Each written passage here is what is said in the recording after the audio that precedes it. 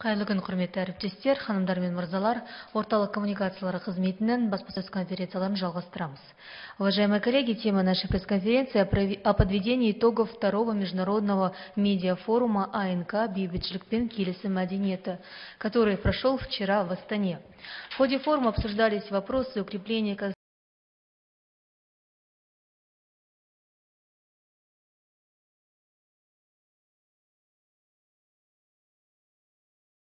Разрешите представить.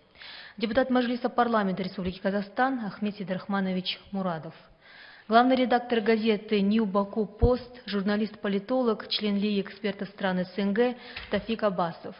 Политолог, ведущий телеканала «Аль-Арабия» Басель Хадж Джасема. Обозреватель газеты «Вести сегодня» Владимир Петрович Решетов. Политолог, директор Центра по проблемам европейской интеграции Юрий Вячеславович Шевцов, а также заведующая сектором секретариата Ассамблеи народа Казахстана администрации Республики Казахстан Назипа Адрасқызы Шанаи. Добро пожаловать, уважаемые гости, мы рады приветствовать вас и позвольте первое слово предоставить вам, Ахмед Сидорахманович. Пожалуйста.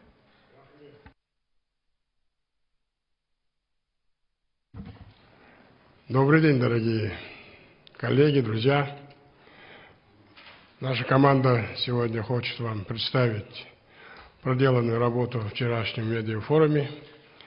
Но прежде чем говорить о медиафоруме, я бы хотел остановиться на вопросе, связанном с тем, что и этот медиафорум – это один из таких шагов в реализации плана работ по выполнению задач, поставленных президентом в год Ассамблеи народа Казахстана, 20-летие Ассамблеи народа Казахстана. И одним из важнейших мероприятий в этом наборе действий было принятие поправок и дополнений, изменений в закон об Ассамблее народа Казахстана, поскольку, собственно, на Ассамблее народа Казахстана ложится основная ответственность за реализацию государственной политики в сфере межнациональных отношений, общественного согласия и межнационального единства. Это стало необходимым еще и в связи с тем, что озвученное послание нашего президента по 5 институциональным реформам, по 100 шагам предполагало, чтобы Ассамблея была встроена во всю систему и государственной власти, и местных органов в части выполнения задач, связанных с обеспечением общественного согласия в нашей стране и реализацией государственной политики в этом направлении. В этой связи предложенная общенациональная идея Менгеле-Гель вот так и имплементирована в сам закон об Ассамблее народа Казахстана. Теперь уже на будущее идея ложится как программа для всех членов Ассамблеи народа Казахстана. И, как сказал наш президент, Ассамблея народа Казахстана – это весь народ, 17 миллионов нашей страны. Дополнение, которое мы, изменения внесли в наш закон, предполагает, что решение сессии Ассамблеи народа Казахстана становится обязательным для всех органов власти, тем более для членов Ассамблеи. А члены Ассамблеи у нас, как вы знаете, члены Совета Ассамблеи, это и акимы областей, и целый ряд руководителей наших госорганов.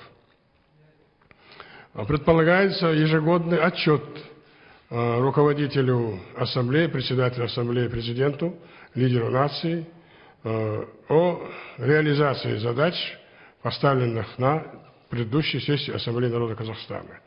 И теперь практически закон уже подписан, но вместе с этим законом наш парламент принял еще ряд законов, которые позволят Ассамблее большей эффективностью реализовать все задачи, которые поставлены. Это закон об общественных советах, закон об неправительственных объединениях, закон об доступе к информации, даже закон о местных полицейских органах, и тот предполагает, что там будет работать общественность, и мы Ассамблеи народа Казахстана будем участвовать в оценке деятельности местной полиции. Я уже не говорю о Трудовом кодексе, в котором точно отражается то, что Ассамблея народа Казахстана, как структура, призванная к обеспечению единства и согласия, будет участвовать в медиации, поскольку институт медиации тоже один из институтов нашей деятельности. Ну, если говорить о всех наших структурах, их много, но поскольку вчера это случилось, и мы стали сами участниками, и многие из вас там были, это второй международный медиафорум, которому мы придаем огромное значение в части освещения работы Ассамблеи на площадках тех стран, откуда наши гости, и в то же время информации на мировую общественность по пропаганде нашего опыта, по пропаганде нашей модели обеспечения стабильности и согласия в стране. Если очень сжато сказать, то это демонстрация модели Назарбаева на международном уровне. С этими целями делегации Ассамблеи участвовали во многих странах.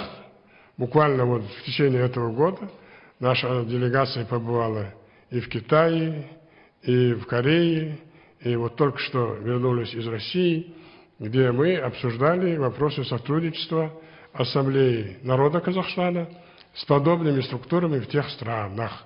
Там они называются по-другому, но суть и задачи у них та же самая, что и у нас. Только механизм реализации задач Ассамблеи и силы, призванные к этим задачам, у нас консолидированы вот в нашу структуру и управляются и ведутся самим лидером Нурсултаном Абишевичем Назарбаевым и обеспечиваются госструктурами и общественными институтами, которые призваны обеспечивать деятельность Ассамблеи народа Казахстана. Ну, к слову сказать, Қоғамдық келісім, который у нас сегодня уже в этом году буквально несет на себе всю нагрузку по подготовке, проведению всех тех наших мероприятий в течение года, тоже свою задачу, по-моему, выполнил сполна. И мы уже подходим к финишу.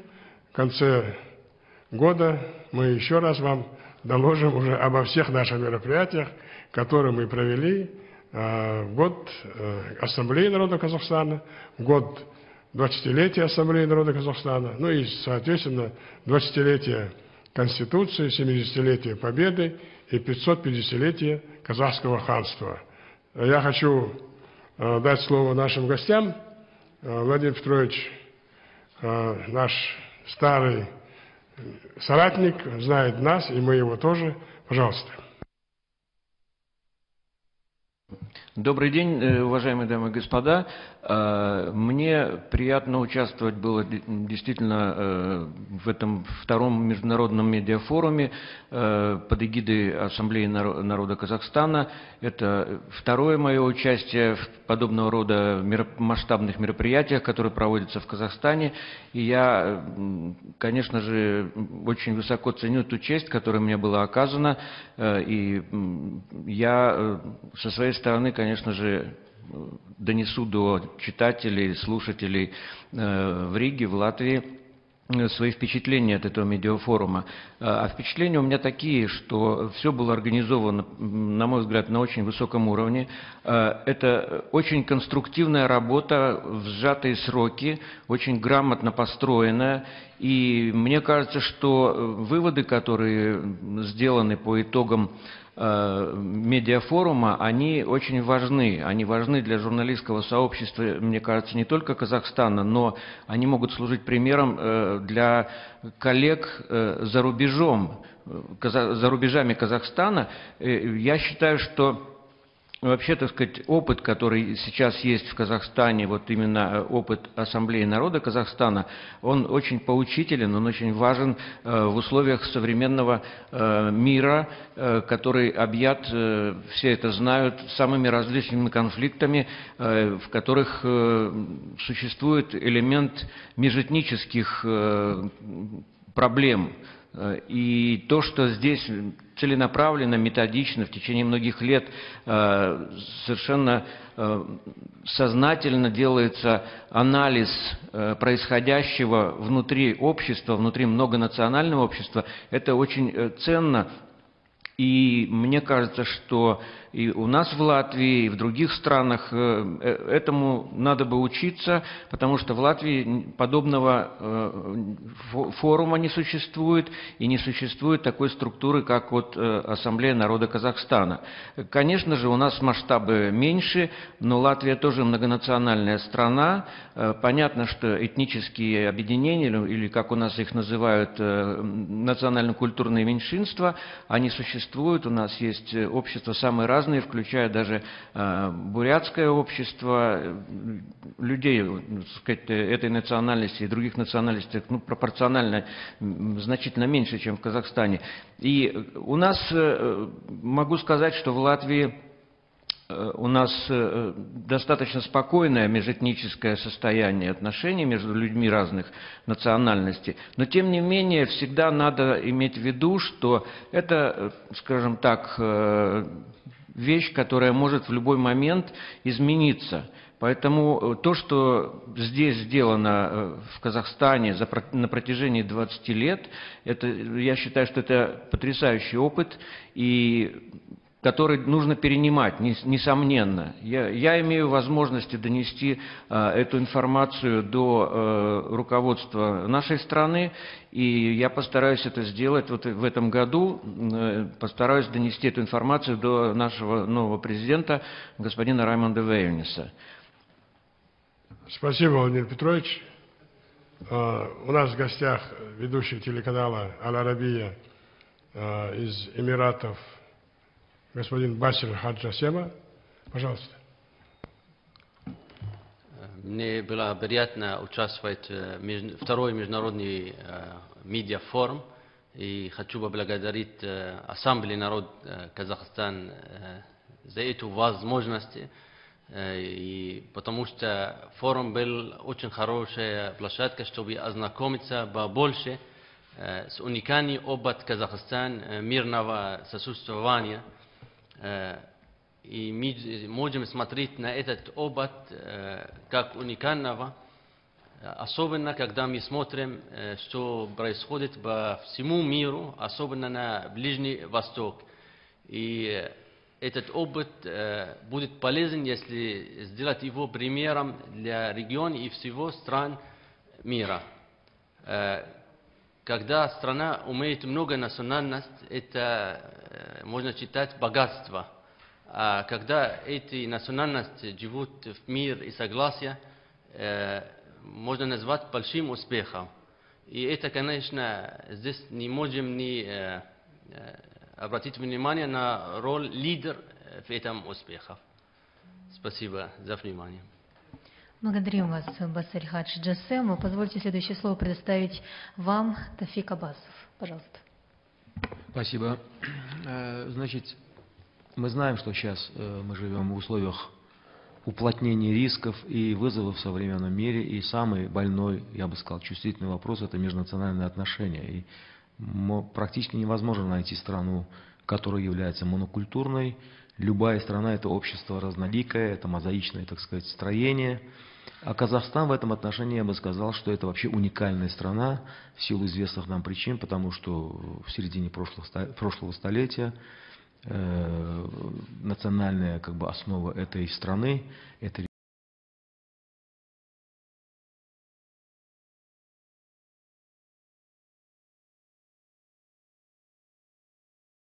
мы знаем одну конкретную деталь, что Казахстан – это страна благополучная в высшей степени, успешная в том плане, что она нашла свой рецепт решения межнациональных вопросов.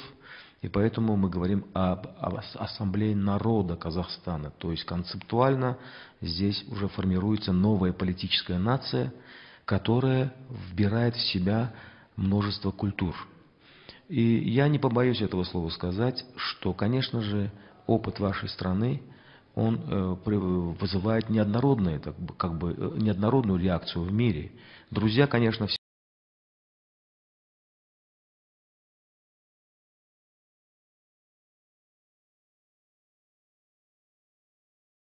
другие, может быть, даже и государства.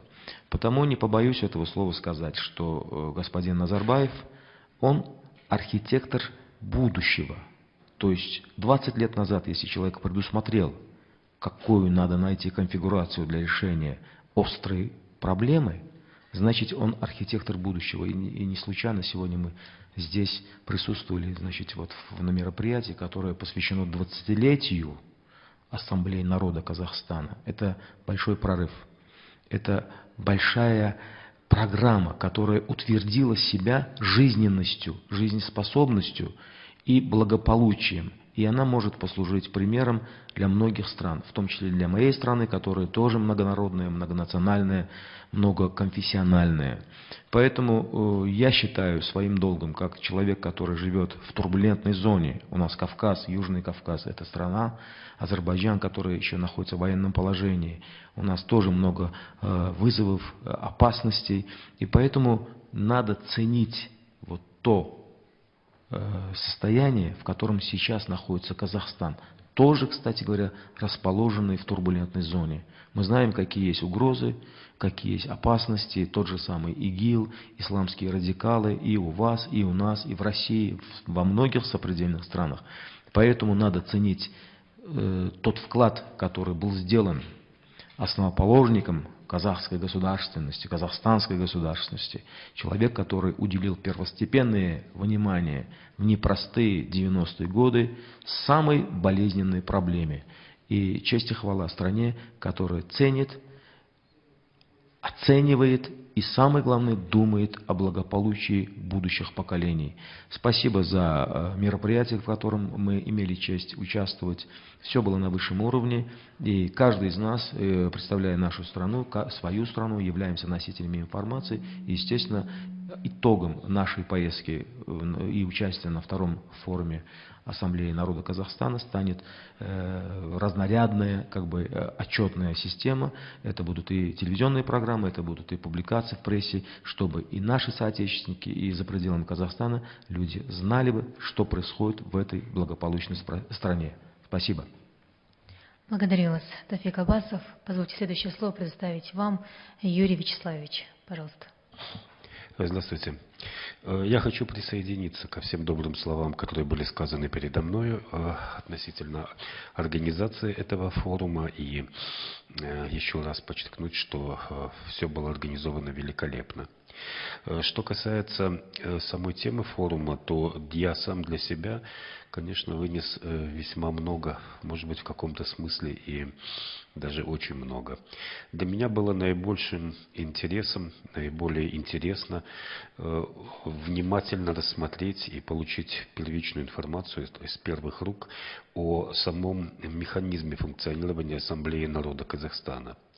Вы здесь уже привыкли к этому институту, но, в общем-то, со стороны глядя, этот институт, ассамблея, он выглядит феноменально, ибо в большинстве стран мира, ну, может быть, не в большинстве, но в очень большом количестве стран принято идти другим путем.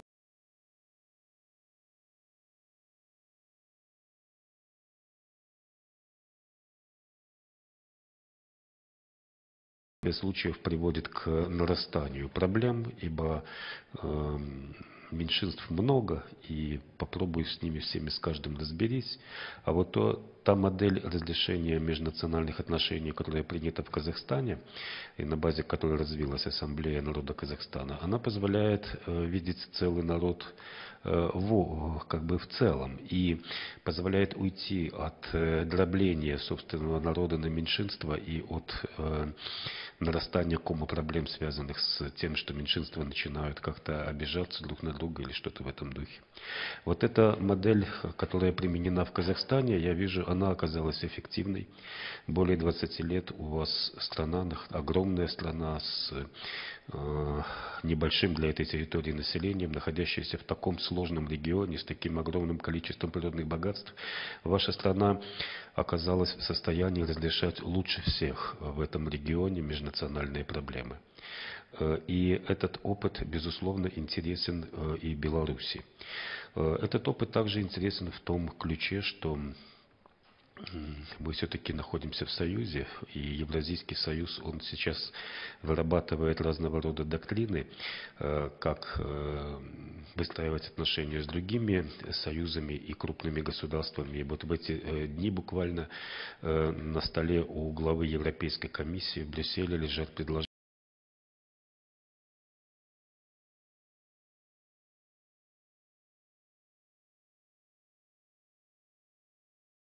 модель разрешения межнациональных проблем в Казахстане через Ассамблею народа Казахстана. Она выглядит очень интересной. Возможно, на базе вот этой модели можно было бы выстроить наши предложения Европейскому Союзу не только в экономическом ключе, через интеграцию, но, может быть, можно было бы предложить им поразмышлять о решении многих проблем и европейских, также используя модель Казахстана.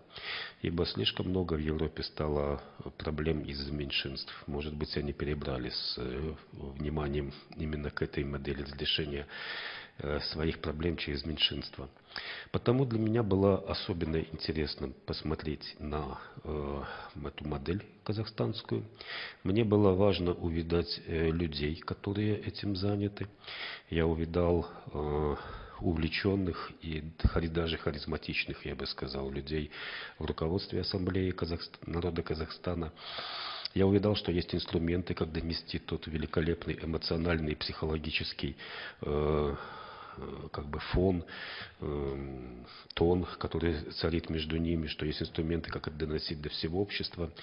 И я, безусловно, вернувшись назад в Беларусь, я буду обсуждать это у нас на многих возможных уровнях. И мне кажется, что что-то мы будем брать для себя и из этой модели также. Благодарю вас, Юрий Вячеславович. Назипа Дұрысқызы, пожалуйста, вам слово. Қайырлы күн, құрметті Қазақстанның медиа пространствосының өкілдері. Кешеден бергі өтіп жатқан үлкен шара туралы айтатын болсақ, өздеріңіз білесіздер, Қазақстан халқы ассамблеясының негізгі жұмысының бағыты ол диалог алаңы. Олай болатын болса, кешегі өткен форум журналистерге арналған диалог алаңы, міне бүгін өздеріңіз куәгер болып отырсыздар. Бүгінгі брифингке қатысып отқан елдердің өкілдерінен басқа кеше жалпы сыртқы істер министрлігі арқылы аккредитация бойынша Қазақстанда жұмыс істеп жатқан және 25 елдің журналистері қатысты. Ал не себепті біз биыл бұндай бас қосуға шешім қабылдадық деген сұраққа жауап беретін болсақ, өздеріңіз білесіздер, әлемдік өркениетте бүгінгі таңда болып жатқан шаралардың көбісі жалпы халыққа әлемге тарап жатқаны журналистер арқылы. Олай болатын болса, пікір тудырушы төртінші билік ретінде сіздердің қолдарыңызда үлкен құрал, үлкен қару бар деп айтуға болады. Ол қару сөз. Міне сондықтан бүгінгі таңда өзекті болып тұрған мәселенің бірі ол медиа мәдениет.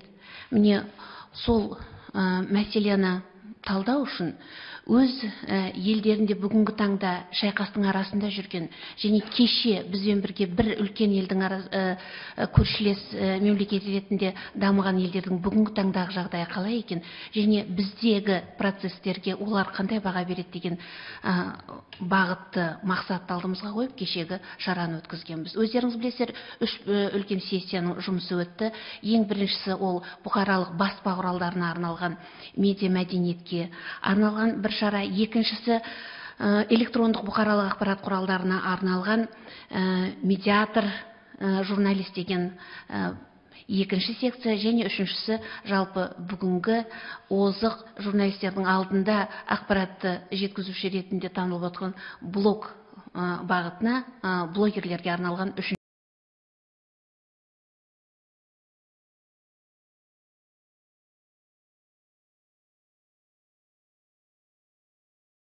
Ол ұсыныстар бүгін қаралуда. Соның ішінде айта кететін болсақ, ең үлкен бір қорытынды ретінде айтатын,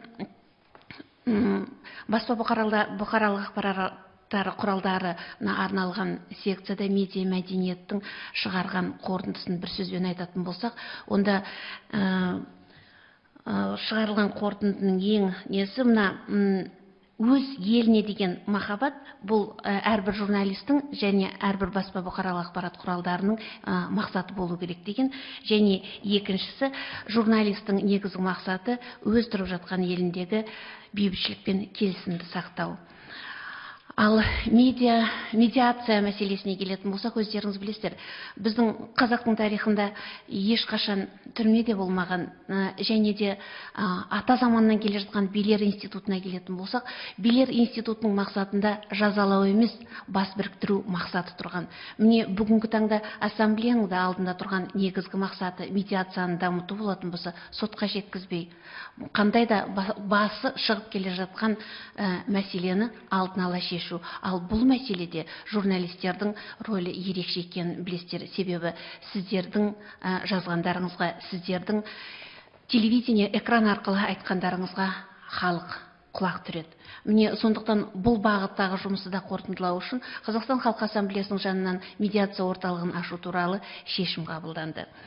Ал блогерлердің мәселесіне келетін болсақ, бұл жерде Қазақстанның блогерлері жиналып, бүгінгі таңда жалпы біздің қоғамдық келісімізге зиян тимеу үшін біз өз алдымызда әрқайсымыз жауапкершілікті мойнымызбен көтеруіміз деген керек деген міндетті алу шешім ретінде қабылданды. Сіздердің алдарыңызға міне бірнеше елдің өкілдерін кешегі жұмыстың нәтижесінде біздің елде атқарып жатқан жұмысқа баға беру үшін алдарыңызға шығып отырмыз. Ал ендігі сұрақтарыңыз бар болатын болса, жауап беруге бәріміз дайынбыз.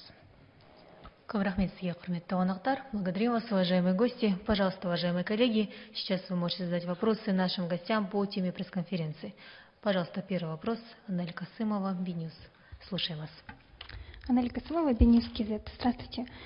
Вчера на форуме широко обсуждался вопрос медиации. Насколько, по вашему мнению, перспективна медиативная журналистика? И может ли журналист быть медиатором? Спасибо. Благодарю вас за вопрос. Пожалуйста, уважаемые гости. Отвечу. Знаете, медиативность – это функция передающая, то есть основа латинская, передающий. Вот как раз-таки мы, журналисты, и все журналистские сообщества являются звеньями, которые находятся между обществом и местом события, понимаете? И мы передаем функцию. Но у нас разные функции, разные есть стилистики. То есть одно дело информировать, другое дело еще и разжевывать и передавать. Первейшая наша задача – передать функцию о том, что произошло, факт. А потом вокруг факта устраивается, наоборот, возникают новые версии, размышления, аналитические материалы. И поэтому мы призваны именно передавать в точности первичную информацию как факт. А потом вокруг нее могут быть какие-то, даже, может быть, отсебятины, даже, может быть, какие-то фантазии.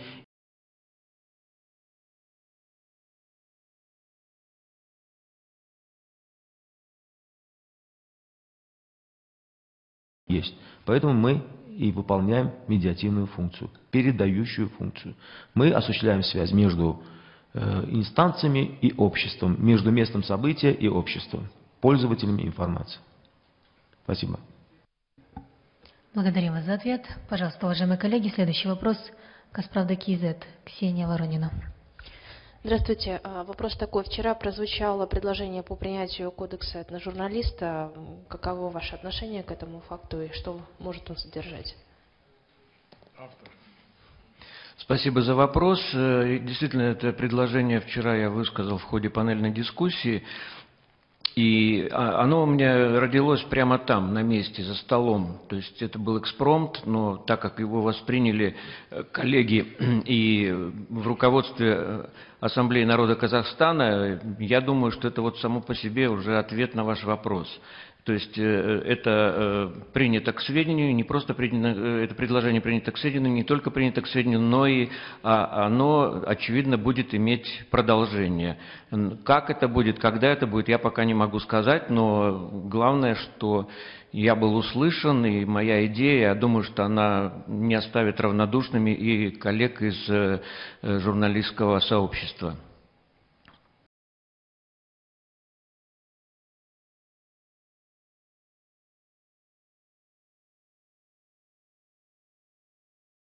Теперь предложения уже идут к тому, чтобы нам дополнить наше действие законодательства, в том числе и СМИ.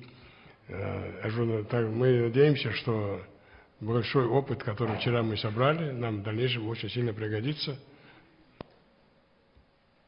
Благодарим вас. Пожалуйста, следующий вопрос. Юрий Масанов. Слушаем вас. Добрый день. Как вы оцениваете ситуацию в освещении межэтнических отношений в мировых СМИ? Благодарим вас за вопрос. Пожалуйста, уважаемые гости. Вы имеете в виду зарубежные СМИ?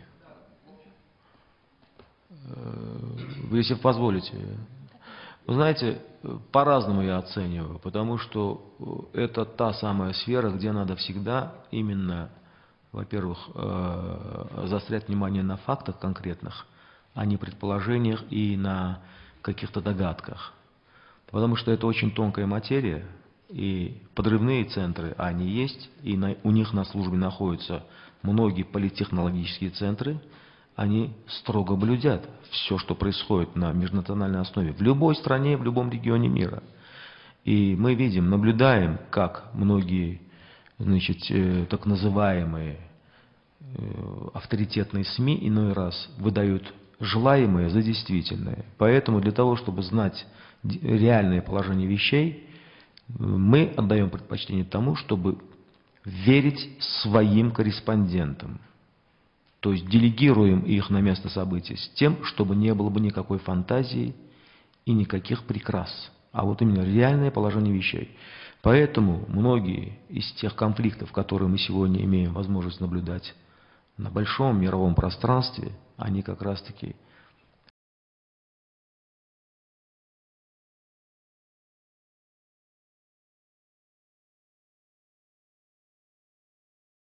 свои видения сообществу, они очень предрасположены к тому, чтобы накалить ситуацию, вместо того, чтобы ее взять под контроль. Мы и постсоветского пространства знаем из опыта, что это очень чреватая проблематика, когда, знаете, бытовой конфликт вдруг на социальной основе перерастает в острый политический. Дабы не допускать таких опасных трансформаций, мы, прежде всего, журналисты, призваны всегда сообщать именно действительно положение вещей. И иногда, если даже есть тенденции роста напряженности, несколько принижать градус опасности самого действия. Вы знаете, потому что у нас в руках есть такой острый предмет, точнее, острое, так сказать, средство, как пресса. Она может разжечь конфликт, она может немножко сбавить его обороты. И поэтому, зная, что за всеми маленькими конфликтами иногда стоят большие опасности, нельзя подогревать напряжение, нельзя подливать масло в огонь. И поэтому я, к сожалению, как представитель этой сферы, которая более 30 лет работает в этом контексте, в этом цехе, несколько раз был свидетелем того, насколько иной раз журналисты, которые состоят на службе у политтехнологических центров, они нарочито, целенаправленно обостряют ситуацию. Увы, это уже не журналистика, а это уже подстрекательство и провокационная деятельность. Спасибо. Я хотел бы добавить, в этом сфере хорошо, что в последнее время стало очень много СМИ,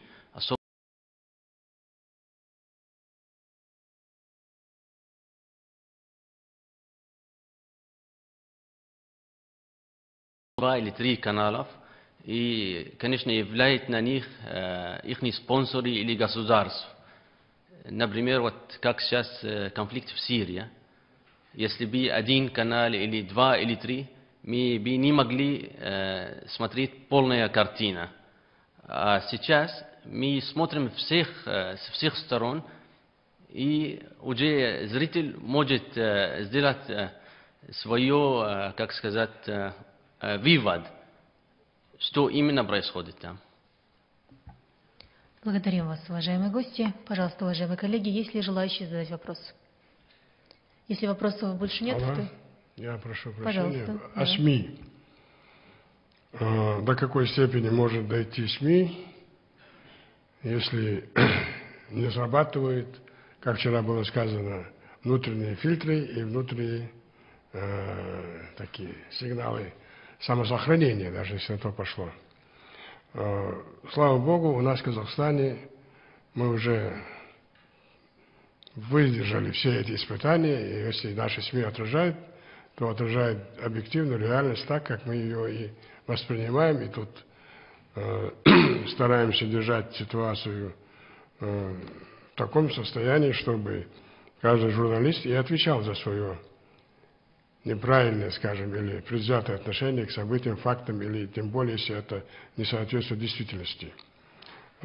Ситуация, которая отражается зарубежными СМИ, там, куда выезжают наши делегации или кто с нами на контакте, она более такая предрасполагающая к тому, чтобы все-таки Казахстан подавать и позиционировать его как страна, выполнившая свою миссию по обеспечению гражданского единства. У нас доктрина сейчас записана, казахстанская гражданская идентичность на основе общественного согласия и межнационального единства. И вот наши такие основополагающие принципы воспринимаются уже нормально и без какой-либо там критики, тем более в тех странах, где эти проблемы не только не решены, но еще и обострены. А говоря о крайних проявлениях, вот и вчера этот вопрос затрагивался, и еще раньше вот здесь это прозвучало, когда СМИ могут дойти до крайних таких явлений, это вот на примере того же журнала «Шарли Эбдо», о котором тут говорилось, я хотел об этом сказать сейчас, вот форма подачи информации вот этим изданием, это оно четко себя запозиционировало с тем, что это терроризм, даже более чем терроризм. И авторов таких проектов можно было бы назвать, хотя они говорят, что они атеисты, у них нет никаких пристрастий по конфессиям, просто моральными уродами, которые могут глумиться над чувствами людей, всех, у кого вообще есть что-то называемое совестью и сердцем и пониманием того, что происходит. Поэтому вот так наши СМИ могут обострить ситуацию или же обеспечить единство и согласие. Спасибо. Рахмет сізге, уважаемые коллеги, есть ли желающие задать вопрос? Если вопросов больше